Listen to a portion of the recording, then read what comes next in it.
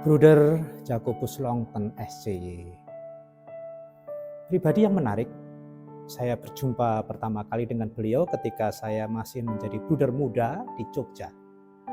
Beliau saat itu membangun Biara Wisma Wijaya Praya Papringan. Saya masih melihat beliau di sana. Seorang yang bekerja keras, yang unik, yang memiliki prinsip yang kuat gitu ya, dan meskipun di satu sisi ditakuti, tapi di sisi lain dirindukan dan dicintai. Ini anehnya, dan saya bangga mengenal Bruder Jacobus. Pengenalan kedua ketika saya berada di Provinsialat SCY. Meskipun banyak perjumpaan sebelum itu ya, tapi pengalaman berkesan ketika di Provinsialat SCY. Saya tinggal di sana dan membantu beliau mengurus izin tinggalnya, karena beliau itu belum menjadi warga negara Indonesia. Bukannya belum, tapi kayaknya memang tidak mungkin karena usianya sudah sepuh ya.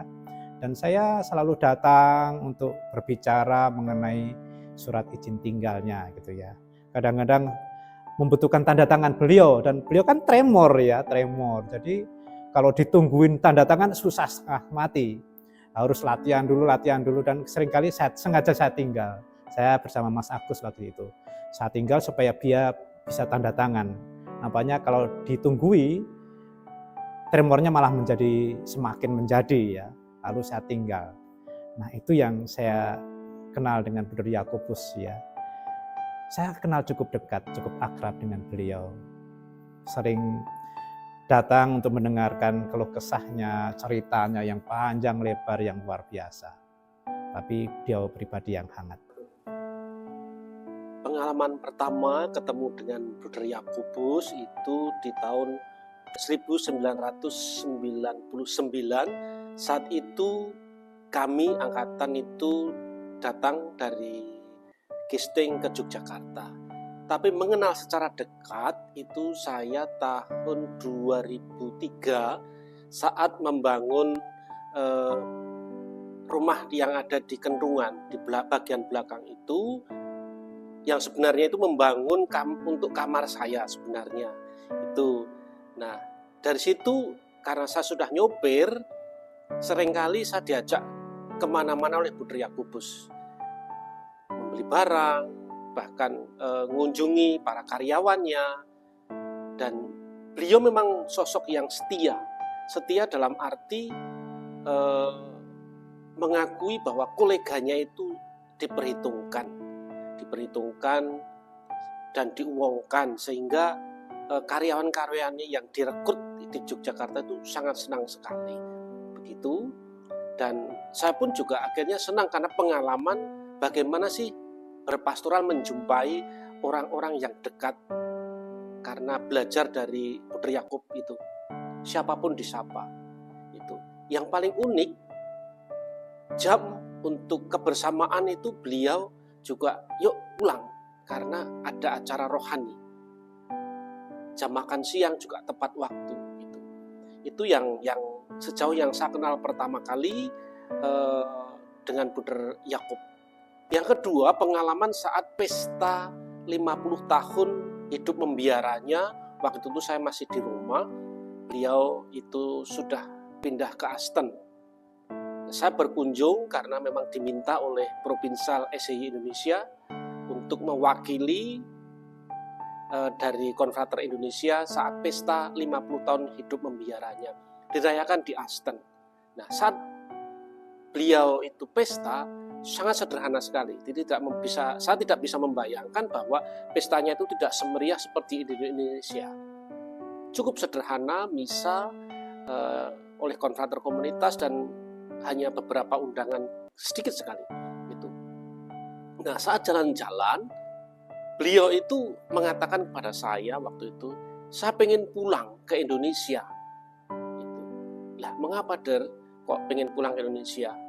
Di sini itu saya itu seperti ayam potong, diberi makan, digiring untuk tidur, terus istirahat, terus jalan, rekreasi, hanya seperti itu rutinitasnya. Tidak bisa berkunjung seperti di Indonesia. Maka beliau memutuskan waktu itu langsung minta izin kepada Provincial SI Indonesia untuk pulang. Dengan alasan beliau pulang karena surat izin tinggal saya masih di Indonesia, masih hidup. Itu pengalaman yang memang benar-benar saya alami secara dengan Bruder Yakub itu. Jadi memang benar-benar Bruder Yakub itu cinta akan tanah misi yang dari awal hingga tutup usia itu di Indonesia. Saya mengenal Bruder Yakub dan terutama bekerja sama dengan Bruder Yakub itu semenjak saya selesai dari kursus di Solo, kursus di Admi Solo itu. Waktu itu pas pembangunan ruang staf dan perpustakaan di Skolastika Yogyakarta. Itu pertama kali saya mengenal Bruder Yakub dan bekerja sama dengan beliau. Ya, waktu itu saya baru mengenal dan orangnya memang Bruder Yakub itu cukup keras, disiplin yang cukup tinggi juga. Kemudian ya saya baru pertama kali mengenal itu dan itu dihadapkan dengan orang macam itu, maka dengan Bruder Yakub yang begitu keras, begitu disiplin tinggi, kemudian ya menuntut segala sesuatu itu harus tepat. Nah, pada waktu itu sempat saya juga goyah, tetapi juga akhirnya ada yang menguatkan, ikuti terus. Saya akhirnya ikuti juga. Dan pada waktu itu saya mulai dengan mencoba untuk melihat apa yang dikehendaki Bruder Yakub dari pembangunan yang dia maksud. Kadang dia marah-marah, tetapi dia juga tidak dipendam, tapi cepat untuk berbaik kembali. Kemudian menjelaskan apa yang menjadi kehendaknya. Kemudian waktu itu 1 tahun di Skolastika. Kemudian saya ke Palembang tahun 91-92. Itu saya kembali lagi bekerja sama dengan Bruder Yakub. Waktu itu pembangunan novisiat dan postulan yang ada di Gisting. Itu cukup lama karena ya hampir 2 tahun ya. Dan itu saya sungguh-sungguh banyak mengenal Bruder Yakub dari situ. Baik secara hidup rohani maupun di dalam melaksanakan karyanya. Saya kenal Bruder Yakubus secara langsung pada mulai pembangunan novisiat Gisting, dan kebetulan saya diserahi oleh Bruder Yakubus untuk bagian kayu. Maka saya harus sana kemari untuk mencari kayu demi terlaksananya pembangunan novisiat. Bruder Yakubus adalah orang yang sungguh-sungguh memperhatikan kualitas bangunan. Saya mengambil kayu memang dari daerah yang jauh, khususnya dari Bangko, dan pintu jendela saya mengambil dari Jambi. Bruder Yakubus orangnya teliti, maka saya harus hati-hati untuk kerjasama dengan dia. Salah satu contoh, kusen sudah dipasang dan Bruder Yakubus melihat kayu yang ada gimbal atau putih harus dibongkar, dan itu sungguh-sungguh menyusahkan bagi para tukang. Tetapi Bruder Yakubus membangun untuk jangka waktu yang panjang, bukan jangka yang pendek. Maka semua harus diteliti dan harus dijaga kualitasnya. Keunikan Bruder Yakubus adalah dia suka marah-marah, tetapi marahnya itu demi kebaikan. Maka pengalaman saya dengan Buder Yakobus, kalau dia marah, saya tinggalkan untuk bekerja yang lain. Tetapi setelah agak tenang, saya kembali dan bicara, dan akhirnya berjalan dengan baik. Pengalaman lain dengan Buder Yakobus adalah dia juga merelakan kendaraannya untuk dipakai. Saya pakai jalan dari Kisting ke Palembang atau Palembang Kisting dengan motor, dan dia menyarankan supaya tetap hati-hati. Itulah sekelumit bahwa Buder Yakobus orangnya tegas, teliti, dan suka memberi masukan supaya bangunan itu bukan untuk sementara, tetapi untuk jangka yang panjang. Buder Yakobus dalam perjalanan panggilan saya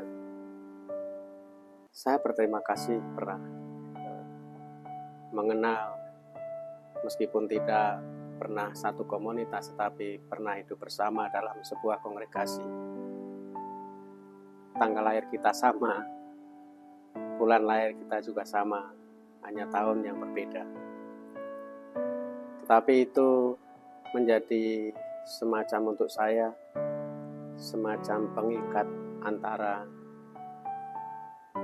pribadiku ini dengan dirimu. Setiap kali ulang tahun kita selalu bersama. Dan kini kebersamaan dalam merayakan ulang tahun yang sederhana itu tak akan pernah lagi terjadi. Banyak hal yang mengesan untukku selama kita bersama. Ada tertawa pasti, karena ketika kita bertemu, Buder selalu bercerita banyak hal yang bahkan saya kadang-kadang tidak mengerti. Tetapi saya senang, bahagia, gembira karena Buder adalah seorang yang sangat terbuka. Dalam kebersamaan itu, saya melihat Buder adalah orang yang sangat rendah hati, sangat taat pada pimpinan, taat pada biko, dan siapapun yang berbicara dengan Buder, memberi saran atau memberi masukan, Buder selalu tidak ada resisten di sana. Kata-kata ya menandakan bahwa Buder selalu menerima itu, selalu mendengarkan masukan itu, dan ini menjadi inspirasi untuk saya. Kesetiaan Buder dalam hal berdoa menjadi semacam cermin untuk diri saya. Bagaimana doa itu kemudian membuat Buder menjadi orang yang seakan-akan begitu dekat dengan Tuhan. Ulang tahun terakhir tahun ini, Buder masih mengatakan, kenapa saya enggak dijemput Tuhan? Saya sudah sangat rindu. Saya mendengar itu tidak banyak reaksi, tetapi perjalanan ke Provinsialat menjadi terngiang-ngiang kalimat itu. Sesuatu yang sangat luar biasa. Bagaimana orang begitu merindukan sebuah kematian. Orang begitu menginginkan sebuah akhir dari hidupnya di dunia ini. Tetapi kemudian saya menangkap bahwa bukan kematian itu yang menjadi tujuan Buder, tetapi kehidupan setelah kematian, yakni perjumpaan dengan Kristus, itulah yang kemudian menjadi sebuah kerinduan terbesar dari Buder. Dan ini sekali lagi menjadi salah satu bagian keteladanan yang saya pelajari, saya petik dari Buder. Buder Yakobus Longtens, tentu dia banyak memberikan inspirasi buat saya sebagai adik kongregasinya. Ya, saya suka memandang atau menganggap dia sebagai seorang kakak, bahkan Om, saya panggil dia Om Jakobus, kan dia orang Belanda, dia senang dipanggil itu. Dia seorang yang punya prinsip yang kuat, khususnya di bidang pekerjaan ya.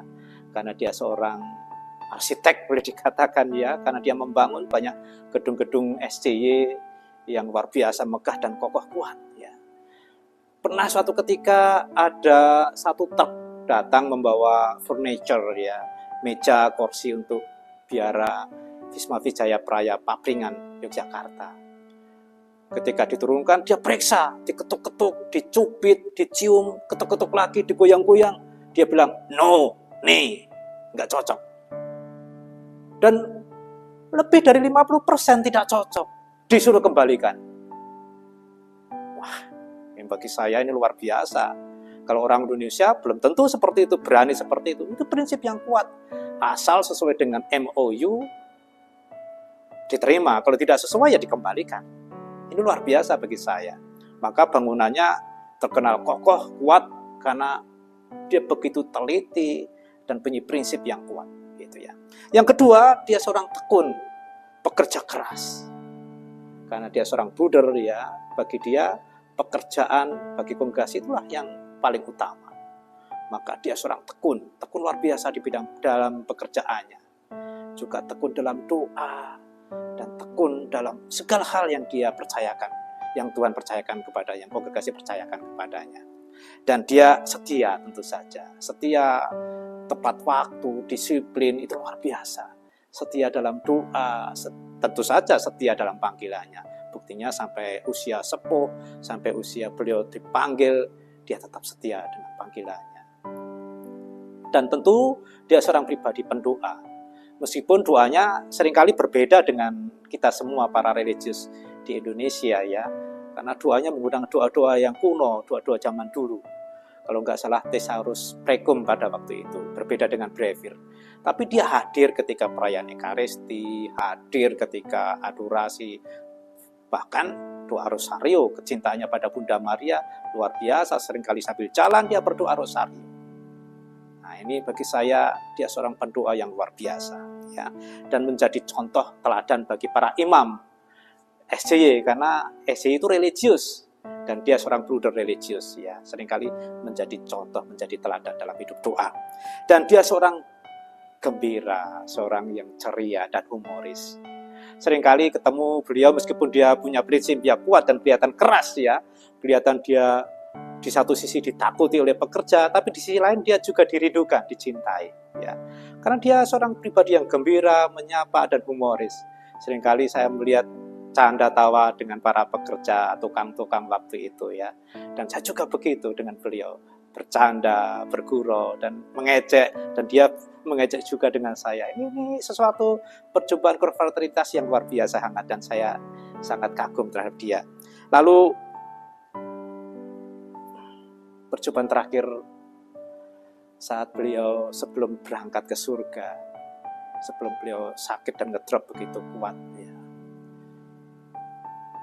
Dia mengatakan, aku sudah rindu dengan Kristus, berjumpa dengan penciptanya. Lalu saya mengatakan, memangnya benar sudah siap? Ya sudah, saya sudah cukup lama mengabdi. Dan tampaknya dia memang sudah sangat siap untuk menghadap Sang Pencipta. Bagi dia sakit dan penderitaan bukan hal yang menakutkan. Bahkan dia tidak pernah mengeluh dari rasa sakitnya, penderitaannya. Tidak ada kata sedikit pun mengeluh, mengaduh bahwa dia sakit. Nah, inspirasi yang membuat Bruder Yakub itu memancar yang saya ikuti di kehidupan beliau yaitu keunikan. Uniknya dia pemberani. Pemberani mengapa? Karena saat waktu di Jogja saya nyupiri itu berani untuk memilih kualitas apa yang diinginkan. Contoh, saat saya mengantar beli keramik, beliau benar-benar berani untuk membuka kardus, memilih dan mengukur dengan alatnya beliau itu, sehingga kalau memang tidak masuk dalam ukuran disingkirkan. Jadi dipilih satu persatu beberapa dus itu. Memang ya boleh katakan sangat jeli Bruder Yakobus itu. Sangat jeli dalam arti memilih kualitas, sehingga yang beliau pikirkan itu benar-benar tidak meleset dari perhitungan dalam membangun itu. Contoh pasang tegel itu benar-benar bisa lurus. Mengapa? Karena memang ukuran pas, baik panjang maupun lebarnya itu. Yang kedua, yang perlu diteladani dari Buder Yakobus itu makan tidak sembarangan. Nah itu, saya melayani beberapa tahun di Jogja itu. Beliau tidak sembarangan makan. Apa yang beliau inginkan dalam arti roti tawar itu tidak sembarangan juga beli. Harus dipesankan di panti rapih. Itu. Ataupun jam, coklat itu tidak sembarangan. Dia tidak mau dibelikan sembarangan betul-betul. Maka dalam hal ini saya benar-benar tersentuh. Sehingga seperti Buder Yakobus itu, walaupun usia yang sudah tua, tapi dalam arti tidak gampang sakit. Dalam arti jarang mendengar waktu beliau sakit itu jarang mendengar opnam. Itu memang benar-benar. Yang ketiga, waktu kemarin datang ke Metro sebelum wafat, sebelum operasi prostat. Itu beliau kurang lebih ada 3 hari di komunitas Metro, saya ajak jalan-jalan.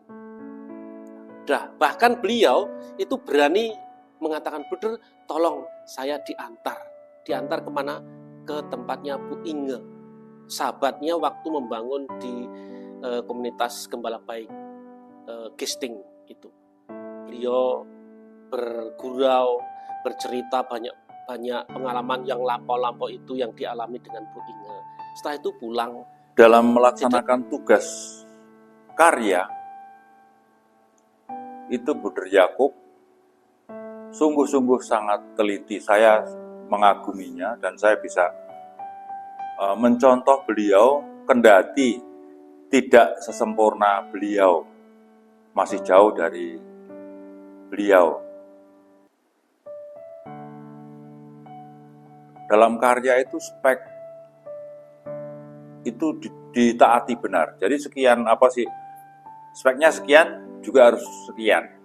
Apalagi kalau dalam belanja. Kalau belanja itu sungguh diteliti benar. Misalnya belanja material besi, itu ukuran apa yang tertera dalam nota itu akan dia ukur dengan sigmat. Besi ini ukurannya berapa? Misalnya diameter 8 mili, ya harus 8 mili. Kemudian, nah ini yang pasir ini pun dia ukur. Dia tidak segan-segan untuk naik ke atas truk untuk mengukur volume pasir yang di atas truk itu. Dia naik, kemudian ukur. Nah, sesudah di atas itu dia bisa meledek saya. Wit, kakimu itu buatan dalam negeri, punya saya ini buatan luar negeri, makanya kuat, tahan lama. Nah itu yang senda gurau Buder Yakob. Jadi dalam hidup rohani, Buder Yakob sungguh-sungguh menjadi teladan, atau saya katakan tidak diragukan lagi untuk kesuciannya. Kemudian Buder Yakob, akhirnya saya menyimpulkan bahwa Buder Yakob sungguh menjadi teladan